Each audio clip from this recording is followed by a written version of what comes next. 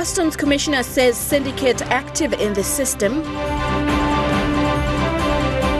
Tensions remain high in Mendi town. And Kundiawa Gembogl Writ returned.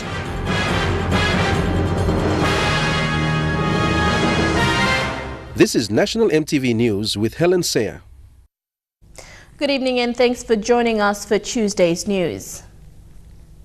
There is a syndicate operating within PNG Customs Service that is aiding businesses in not paying import duties. This stark revelation made by Chief Commissioner of PNG Customs Service Ray Paul at the seizure of undeclared cigarettes at its container examination facility. This week, PNG Customs announced the successful seizure of undeclared cigarettes at its container examination facility just outside of Port Moresby. A massive haul with one container containing 7.5 million cigarette sticks, which would have fetched more than 3.6 million kina in customs duty and taxes. According to Customs Chief Commissioner Ray Paul, this is just the tip of the iceberg. He says customs are gradually increasing their efficiency in detecting these undeclared goods and more seizures are expected. And it was not only one, there were two containers that came through. And also on that we were able to hold two more containers in lay that we've identified that evaded our process here and that went out, some more container in lay. So you would see that this X-ray equipment has helped us with our work so far. And the person who declared this cargo, he declared it as solar lights, slippers, T-sets, playing cards and torches.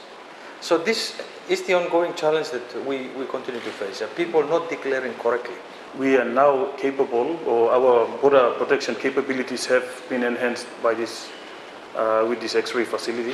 So we are capable of having a good understanding as to what is contained in every consignment that we go through. So that has really improved. Apart from the cigarette cases that our chief has mentioned, we also have other breaches of the legislation, and that could be smuggled goods as well. However, there are still challenges. One of the most immediate, a reported syndicate within the Customs Service, one that the service is looking to address as a matter of priority. They continue to offer my officers millions of kina just to get all these containers out. It is not that easy. So you can see that our people are also very much involved in all of this business too. The numbers seem to be increasing every time when they touch somebody. They seem to be throwing in some new people again. So it's not a good thing. It doesn't look good at all. When we have people that we look after well and they tend to do this, they know who they are. And at the end of the day, we are not in a business of just sacking somebody. We want to make sure that if he has done wrong, let's deal with it. So that's what we have already, and we are working on that. Moves are now underway to deal with corrupt customs officials. The investigation team has zeroed in on them. They've covered names of officers as well, and internal office team and the joint investigation team are working on that, so shortly we'll catch up. Addressing the concerns, especially that of the purported syndicate, will be a massive task. But Chief Commissioner Ray Paul is confident they can be addressed if all stakeholders work together. The final outcome of our investigation on this one is going ahead. And we've engaged our other stakeholders who continue to help us at the borders, like the police, to also come in and assist us in closing down on this ongoing challenge that we have before us. So, we've been working very hard, and we will continue to do what we're doing that is right. Merabatulo, National EMTV News. PNG Customs Service expects to exceed its revenue projections in 2017. According to Chief Commissioner of PNG Customs Service Ray Paul, much of this will be due to improved efficiency in clearing containers at its container examination facility at Motukea outside Port Moresby. In the 2017 national budget, revenues from stamp duties, excise duties and import excise are projected to total just over 1 billion kina. We are up by our projection by 10%, about 7 to 10%. That's the report that was provided to me by my team. So the X-ray equipment, we projected when we commissioned the X-ray that our revenue will be up by 10%.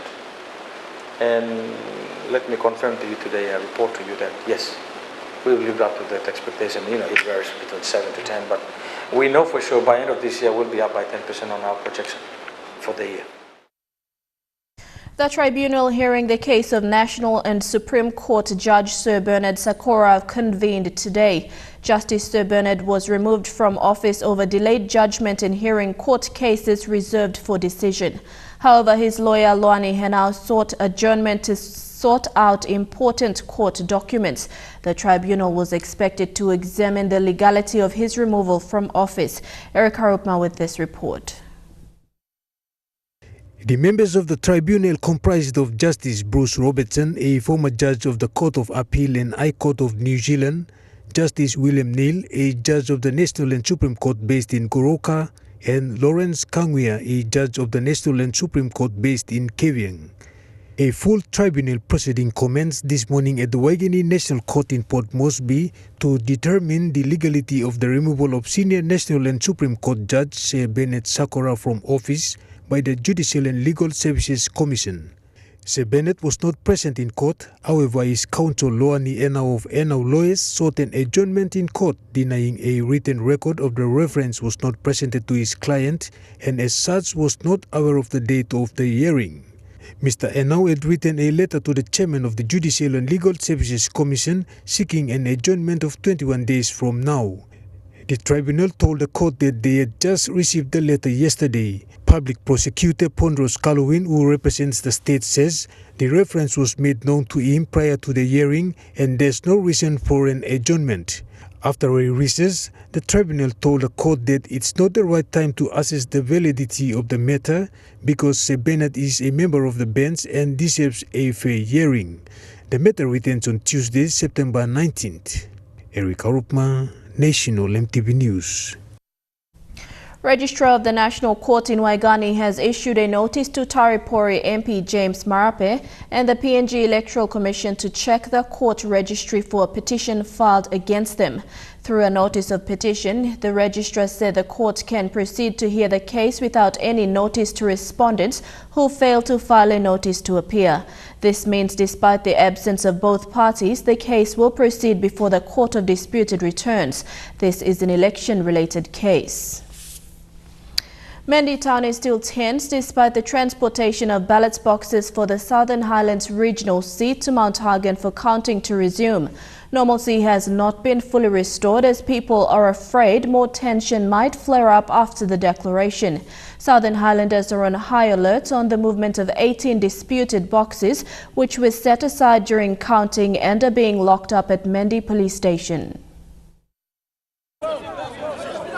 EMTV News was in Mendi town yesterday and the situation was still tense with supporters of the Southern Highlands regional candidates blocking off containers at Mendi police station not to be transported to Mount Hagen for counting. The containers contain the 18 disputed boxes that were locked away containing votes belonging to the strongholds of the sitting governor William Powie. Electoral Commissioner Pateles Gamato had issued a letter to the provincial returning officer to count these disputed boxes. A community leader in Mendi town, Robert Posu, said the inconsistency with the Electoral Commission and the counting officials has caused unnecessary tension in the town area. Crowds and crowds, man, the bushland, the box, the mountain, and they are controlling this town. Now, people controlling more, so please get this thing counted. Stop playing up with the lives of our lives. The supporters of certain candidates who blocked off the containers raised concerns that a decision to go into the elimination process must be made in the next 24 hours and a winner needs to be declared by Friday this week. 24 hours. No one wants to do a battlefield here. We are living in a terrorist zone, gunfire crisscross here, and we want service to be full blown. And everything must be in order. All services must be back to normal. Meanwhile, the Western End Command Deputy Commander ACP Mark Yangen is expecting more tensions to rise after the declarations and says they will need more manpower before the declaration is made. The situation has affected schools and business houses and the people's movement. As you assess the situation is very tense, so maybe after the declaration, before the declaration, I think we need extra manpower to be on the ground before the declarations. A candidate who's currently running third, Jerry Kiwai, is appealing to go ahead with the elimination process without further delay as they have gone past quality checks. The process is this: once you start quality checks, you've gone past that. There is no need, as you are well aware, to introduce or bring additional boxes. All the candidates' quality checks have been now completed, and we are waiting for elimination to happen. The fourth runner-up, Bennett Peter, also shared the same sentiment to go ahead with the elimination, and if any of them have grievances, they can bring it up to the Court of Disputed Returns. We have the law there.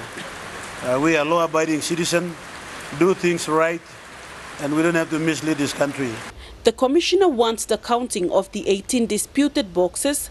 However, the counting was put on hold as there was a court order preventing the counting of the disputed boxes. Vasinata Yama, National EMTV News, Mount Hagen. Electoral Commissioner Patilias Gamato says counting will continue for the Southern Highlands regional seat. Mr. Gamato said he has kept a tight lip following 2 court proceedings over issues surrounding the counting process. For Southern Highlands, basically we are ready to count. We are ready to count, but because the application's in court, I will not be answering any questions until such time applications are cleared. And when we are in the process of counting, then you can ask questions. A small declaration ceremony was held in Wewak town where former East Sepik Governor Grand Chief Sir Michael Tumare gave his blessings to the new Governor Alan Bird. The declaration signifies the transfer of political leadership from Sir Michael to Mr. Bird. It was witnessed by other political leaders including Maprik MP John Simon and the people of East Sepik. Mr. Bird is the first person to hold the governor's seat after Sir Michael held it for over 40 years. The last of the 2 outstanding election writs was returned this afternoon to Electoral Commissioner Patilias Gamato in Port Moresby. Kundiawa Gembogl Returning Officer Nixon Mbare presented the writ to Mr. Gamato in the presence of electoral officers, security forces and member-elect Willie Onglo. The delay of the return of the writ follows a court order after 2 boxes were disputed by former MP Tobias Kulang. After 3 weeks of delays with reports of clashes, thefts and violence in Kundiawa town, the writ for the Kundiawa Gembogl seat was presented this afternoon to Mr. Gamato. Electoral Commissioner Patilias Gamato explained the delays and why he did not accept the first writ following a court order by the former MP. By receiving 1 writ now, we are only left with Southern Highlands provincial seat. So for Kundiawa Gembogl, I could not accept the writs a bit earlier, and the reason being that there were 2 boxes disputed, and these matters have gone to court. They were in the court when the writs were brought to me to receive. Returning Officer Nixon Mbare says it was never going to be an easy task to deliver the elections successfully. But Mbare said he is glad the final process has taken place. 15,499. So I officially declare Willie Gok as really elect member of Kundiawa Gembogl. In his first address, the member-elect, who is a newcomer to politics, is disappointed about missing out on electing the Prime Minister and Speaker, but says his priority lies with the people in his electorate. There's a lot of things I have to do, but priority first. I might take a few days to go back to the district and maybe fully inform the people of what is happening and finish my process later next week. The MP-elect said more rebuilding and restoration is needed following related election clashes in Kundiawa. A lot of things are not in place. Right now, it's a lot of things to do. We need a lot of rebuilding to do up in the district. So as of today, I think my people will be very happy to hear that this thing is over now. Mr. Gamato will be presenting the Kundiawa Gembogl Writ to the Governor General at Government House tomorrow. Jack Lopava, Junior National, EMTV News. The Catholic Bishops' Conference of Papua New Guinea and the Solomon Islands has called on women to solve their internal issues for the embracement of the reserved seats of the national government. However, General Secretary Father Victor Roche says women across the country must put their differences aside and unite, and it has to start with women leaders. Papua New Guinea is among 6 countries in the world where there are no women represented in the national parliament. In recent times, the issue of no women in the 10th parliament have captured the international audience with questions whether this is a success or failure. And, which is still sad to see, that the women do not believe in themselves. So it means the women also did not vote for women candidates. So it's a really sad situation. There are only 6 countries in the world where there are no women in the parliament. While organizations like the United Nations Development Programme have voiced their concerns on this issue, Father Victor says for this to become a reality, women must change their attitude and show leadership. This is the leadership that will put trust on the people to vote for them and which will change the perception of man being the supreme head of the family. The worst enemy of the women leaders in this country are women themselves. They do not trust themselves. They do not believe in themselves. And the women too, they do not believe in other women's leadership. So it is good that the women wake up and believe in themselves. Father Victor says the Bougainville House of Representatives has opened a pathway for women's reserved seats, taking into consideration also that it is implementing the temporary special measures that promotes women into politics. It is good that we learn and we give more, not only numbers, but also quality leadership. We should have women leaders and in whatever way, we should be able to promote women leaders in the country, and not only in the top level, but also in the grassroots and the medium levels. Personally supportive of that option, because that immediately gives 22 women to go into parliament. The Prime Minister's proposal in reviving the women's reserved seats was acknowledged by the Catholic Bishops' Conference. I fully support the Prime Minister's call that we will have 22 reserved seats for women in the next parliament. And they should be reserved, so we will be always will be sure that there will be women parliaments, women representatives in the parliament.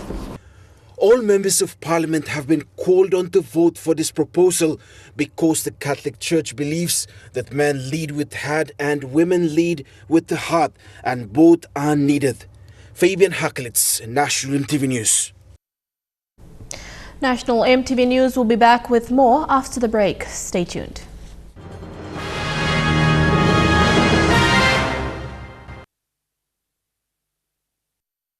Welcome back. A former convict says current services rendered to those serving time in prison needs improvement. Morabian-led Tua Biori said most CS facilities around the country are deteriorating with little attention given to their upkeep in the past 5 years. Mr. Biori said the lack of attention by authorities has also been the main reason for prison breaks in recent years. The former convict says life in prison should be a turning point for many who commit serious offences and serve time. However, the 36-year-old says many of the facilities remain in a poor state. So they need good space, a good bed, also need them good mattress, good sleep. Need them good clothing. Tua Biori served 6 years with hard labor from 2009 to 2015. He says he was locked up in prison for a crime he has no connection to. The courts found him innocent in 2015 and he was released. He says life in prison is peaceful, but other basics of life like nutritious food and proper housing facilities are still lacking. Rice, tin fish, oxen palm and a biscuit and just tea, nothing, tea leaf. They need milk. Only them some protein like greens. Biori is now out of prison and is living a normal life in one of the suburbs in Port Moresby.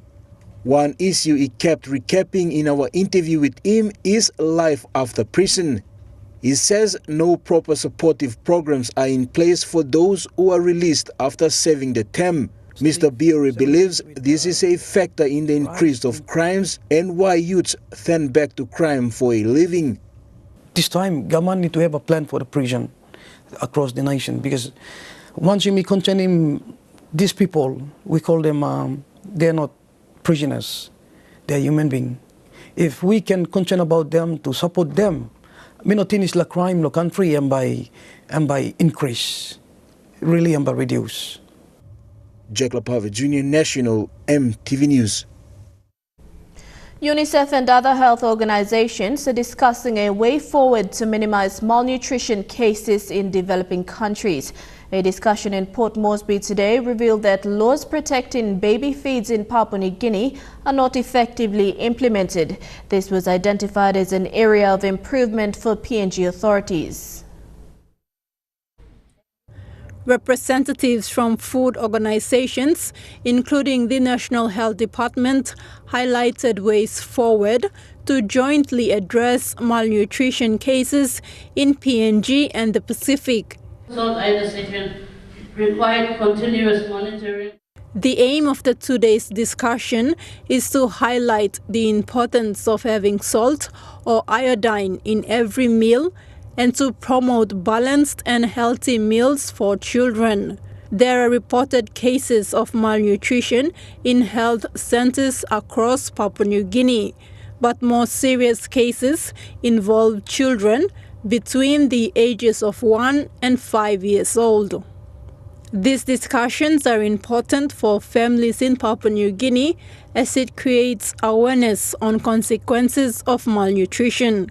It will continue tomorrow, where recommendations on ways forward will be identified. Thakla Gunga, National, EMTV News. Construction work has begun for the new office complex facilities for the Catholic Bishops' Conference of Papua New Guinea and the Solomon Islands. General Secretary Father Victor Roche says work is expected to be completed by September 2019. After almost months and years of fundraising, construction work for the new office complex facilities have begun. At last, we have started the building of the new CBC building, and the company called COD is doing the construction with other subcontractors, and we have a budget of 13 million, and many sponsors have given already, and we have done also some fundraising within Papua New Guinea. And Father Victor says more funds are needed to complete the building, and they will continue to raise funds. 50% of its cost already, so we need to have 50% more to be raised. And I should thank God for the blessings He has given so far, that we have at least this funding and the work has started. It should be ready by this time next year. So the builders have given 50 weeks, and that means by independence next year we should have a new office. Father Victor has thanked the faithful for their generosity in enabling this project to proceed. Fabian Haklitz, National EMTV News. Landowners of the Panguna mine have the final say before the mine can be reopened. This is from Chairman of the Special Mining Lease Osikayang Landowners Association in Panguna, Philip Miriori. In a statement to EMTV News this afternoon, Miriori maintained they have the final say as resource owners. This is because the people in the special mining lease area were greatly affected by the mine's impacts. He said the past has gone and history should not be repeated for Bougainville's interest.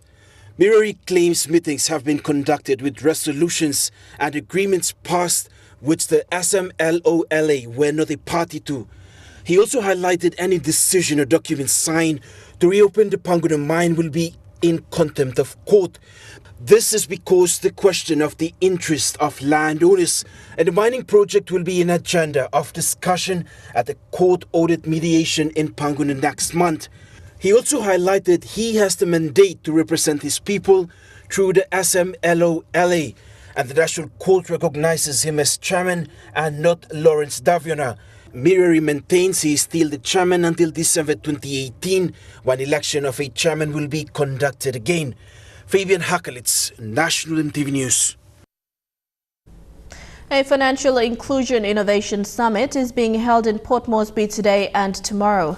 The summit is aimed at improving financial inclusion in the Pacific and also coincides with the 10-year anniversary since Pacific countries decided to improve financial education in the country through centralized banks.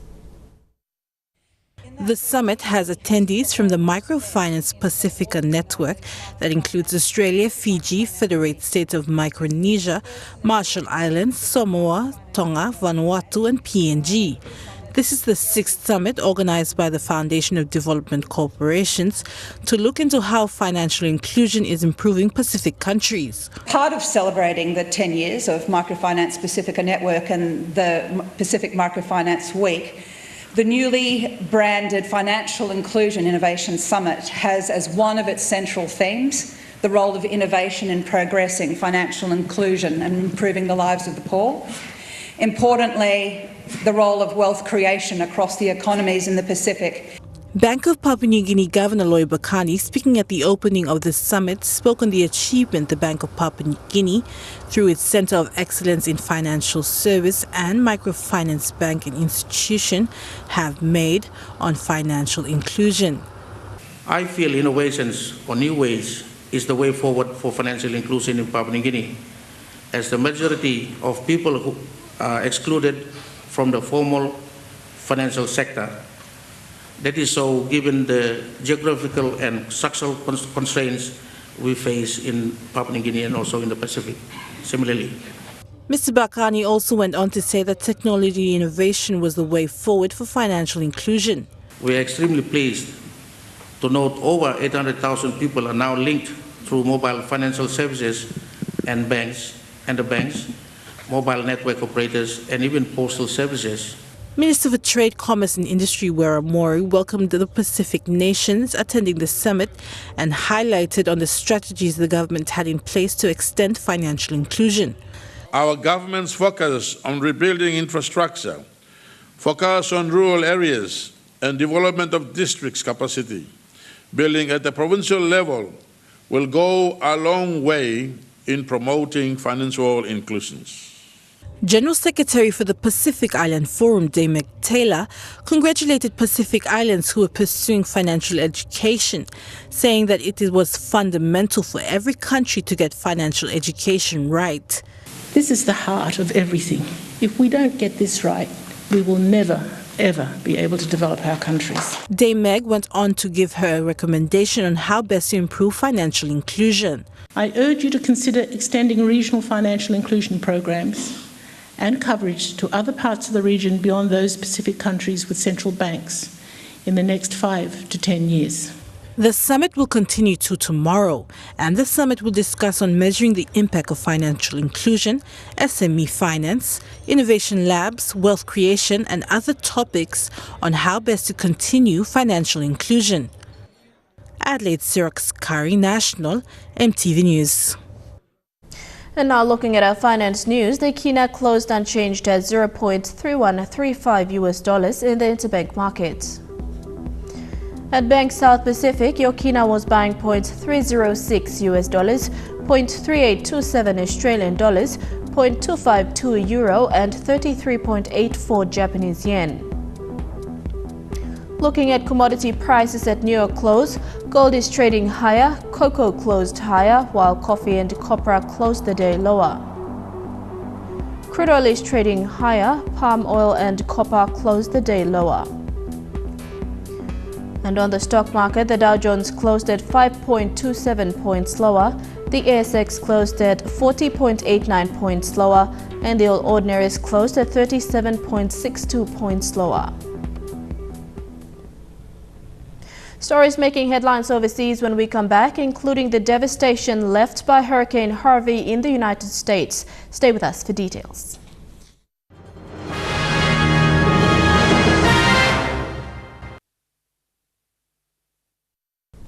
Welcome back to the news. Turning overseas, the U.S. city of Houston continues to be lashed by Tropical Storm Harvey. 12,000 extra troops have been called in to help. 2,000 people have been rescued from their homes, with almost 30,000 already taking refuge in shelters. There is a warning that flooding will get worse and possibly spread to neighboring towns. Tonight, new evacuations and fears the death toll will rise across America's fourth largest city. There is a reality that we have to come to grips with, and that is we are just beginning the process of responding to this storm. What started with a direct impact on the tiny coastal town of Rockport on Friday night has turned into a weather disaster affecting thousands of square miles and millions of people. More than 39 inches of rain already in spots and more on the way. Officials releasing millions of gallons from the Addicks and Barker reservoirs, hoping to prevent a catastrophic dam failure. But the water inundating neighborhoods, forcing thousands of residents from their homes. We had to leave some people behind, which is really, really tough in these situations. They can't sit in these homes anymore with this water rising. Thousands rescued by boat, more than 300 by helicopter. The Texas governor now activating all 12,000 members of the National Guard. Emergency responder frequencies overwhelmed. There are 2 adolescent boys in kayaks that are missing that cannot swim, along with a family of 3 that's stuck in high water. Houston's own citizens are stepping in to help save each other.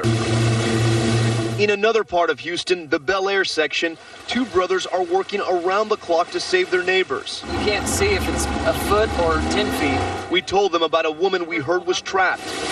They jumped into action, taking us right to the home. Yvette! Inside, there was water everywhere. This is your home? Yeah, it's our home.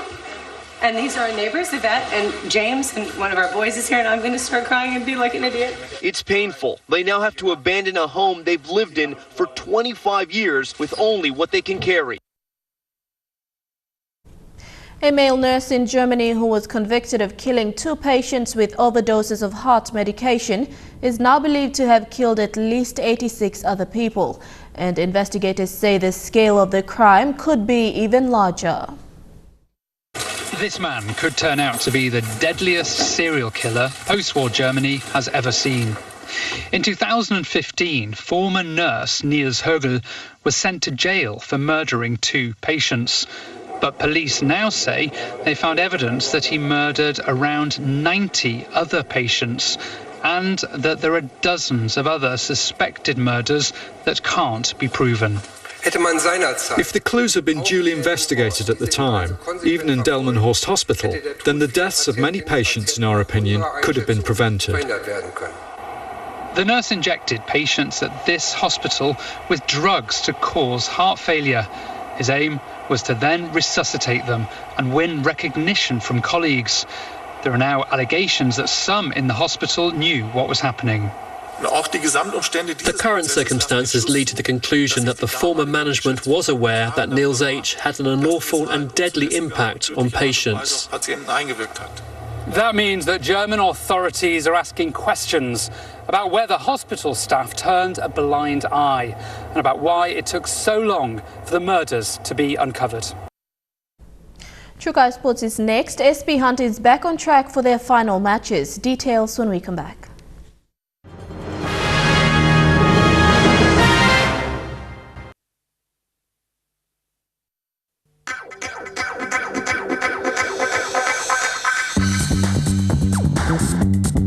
Trukai Sports.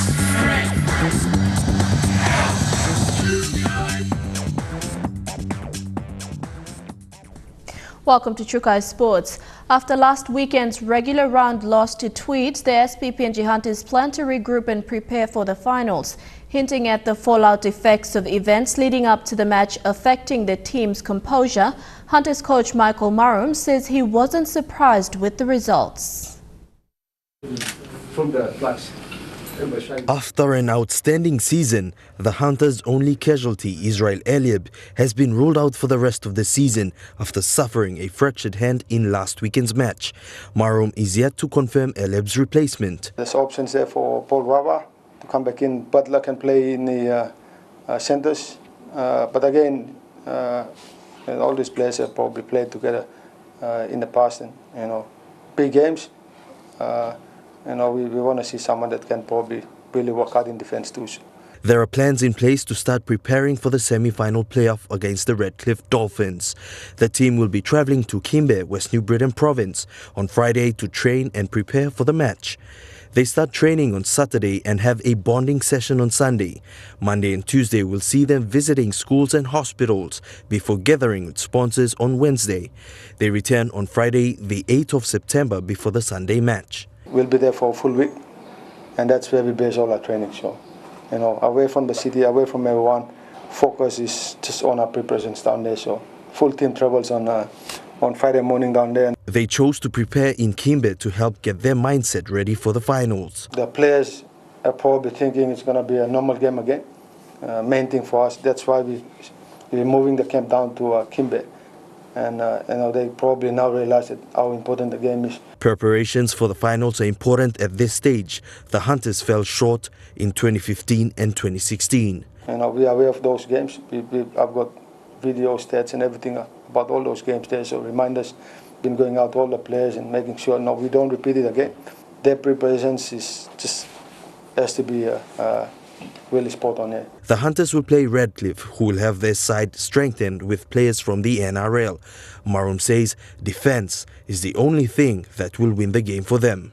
A lot of work will be done around that area in team defence, but also looking at how we defend our edges, how we're going to play against the guys in the middle there. So how we slow the players down. Elijah Levet, National, EMTV Sports. Local PNG referees will have the chance to officiate intra-Super Cup matches in the near future. PNG Rugby Football League Chief Executive Officer Riatau Rao says they are in discussions with the Queensland Rugby League and may see PNG refs take charge by next year. There's been in discussion, with the QRL in the recent times, so they're quite open to those. So really, our guys have to sort of rise up and through the training processes that we're doing currently with NRL and mostly digital cup referees. A couple of the guys can very easily start off with drawing the lines and all this, but it won't happen in 2017. It's something that we can look at for 2018 and beyond that. PNG swimming sensation Ryan Pini, who arrived yesterday in the country from Budapest after attending the 7th World Masters Championships, won 2 gold medals, making it the first for PNG. Winning 2 gold medals at this year's World Masters Swimming Championships makes it the first ever medals for PNG. Speaking to MTV Sports, the contentment of his win was one he says he was absolutely proud of. Which I did, and it was completely new for me coming into this because beforehand it's always been World Championships or Olympics, Commonwealth Games. So it was very different standard and different level where you sort of, if you miss your race, then it's your own fault, so you have to make sure you're there. As he explained further about his success in the pool, he says, apart from waiting for the next World Masters Swimming Championships, he will still be making appearances in and out of the pool. But surprisingly, I came away with 2 golds, 2 silvers, and a 5th place in the 100 butterfly.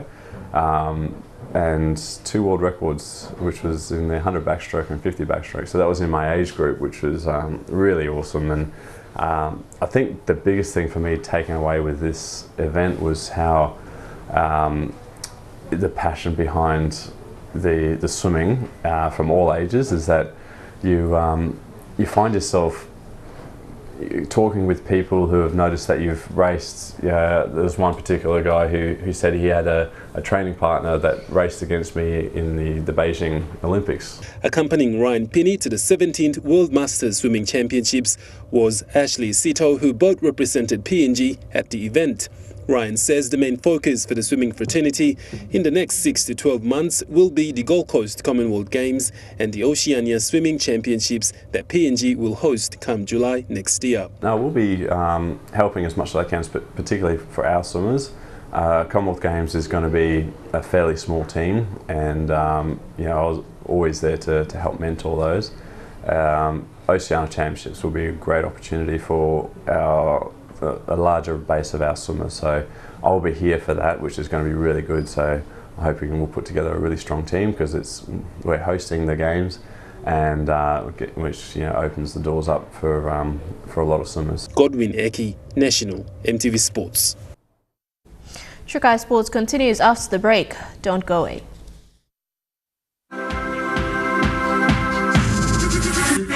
Trukai Sports. Welcome back to Trukai Sports. From the Amini Cricket Grounds to Samoa to officiate the 2017 East Asia Pacific Under-19 World Cup qualifiers, Briolewale and Alu Kapa carry PNG's name this time not as athletes but as officials.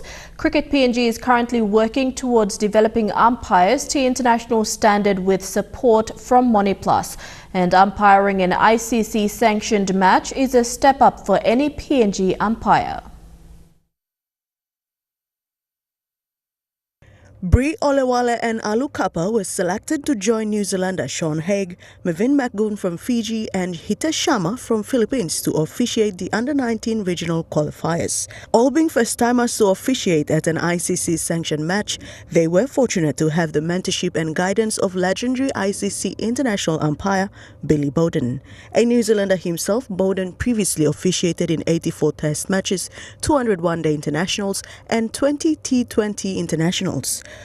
Welcoming the opportunity with open arms, Olewale later reflected they were privileged to learn from the best hands-on. Meanwhile, Olewale, Kapa and Lakani Owala are on the 2017 ICC Development Panel of Umpires. And with the monetary support from MoniPlus given earlier this month, CPNG hopes to reach other PNG umpires soon. Now that CPNG is starting to host ICC-sanctioned matches, maintaining a supply of qualified officials is the way forward for the sport in the country. Denirose Raiko, National, MTV Sports. Still on cricket, the PNG Barramundis currently on their Queensland tour have less than 2 months before hosting Scotland at home for round 6 of the ICC World Cricket League Championship and the Intercontinental Cup. The Queensland tour is expected to get them into game mode come October when they meet Scotland. Currently sitting 4th on the ladder in the I-Cup and 2nd to Netherlands in the WCLC, beating Scotland would bring them closer to victory in both competitions. It would also mean they get to acquire their one-day international status. To football, Momase Besta FA Cup coordinator Shem Farrak said the association intends to bring the game to the rural areas of Morobe province. Farrak said the people own the game. PNG Football Association and its members are there to help promote and take it to the lowest possible level from wards to LLGs and districts. The Besta FA Cup intends to take lead in bringing the game to the rural areas and develop the code from the ward level upwards. The annual PNG Football Association sanctioned Besta FA Cup soccer competition is set as the perfect platform to draw and promote the pool of talent available, especially from the rural parts of the country apart from the known players in the major centers. Living up to that, organizers and host of this year's Momase leg of the Besta FA Cup invites teams from the district of West and East Sepik and Medang to next month's challenge. Meanwhile, some teams have confirmed their entrance to the annual competition, but some have yet to submit their names. Morobe Football Association will play host to the 5-day tournament from September 12th to 16th at PNGFA Academy, 11 Mile in Ley, Morobe Province. Shane Saroya, National, MTV Sports. Still in football, the New Guinea Islands leg of the Besta FA Cup Challenge concluded over the weekend in Kimbe. Talasia men and Kimbe women's team bagging the region's honours, with Kimbe women claiming their fourth successive title. A total of 17 participating teams, 11 men's team and 6 women's teams took part in the 5-day tournament. The 2 finalists will represent the New Guinea Islands region at the Besta FA Cup finals in Lae Morbe province. And that ends Trukai Sports. The weather details for the next 24 hours when we come back. Stay with us.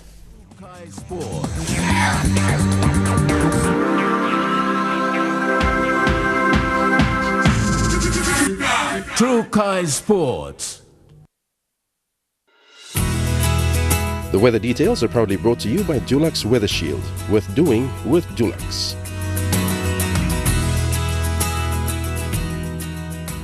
Looking at the weather forecast for tonight, in the southern region, fine although cloudy in Port Moresby and Daru, cloudy with some showers in Kerma, and afternoon rain showers, then cloudy in Alotau and Popondetta.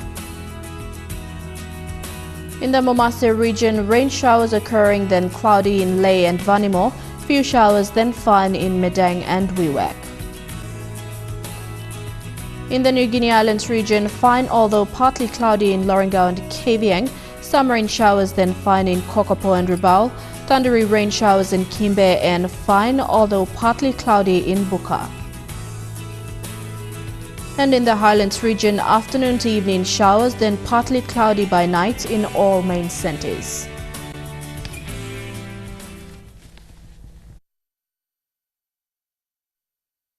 The weather details are proudly brought to you by Dulux Weather Shield. Worth doing with Dulux. Before we go, a quick look at our stories making headlines. Customs Commissioner says syndicate active in the system, tensions remain high in Mendi town, and Kundiawa Gembogl Writ returned. And that's been the news, sports and weather for this Tuesday, the 29th of August. From the news team, pleasant viewing. Good night.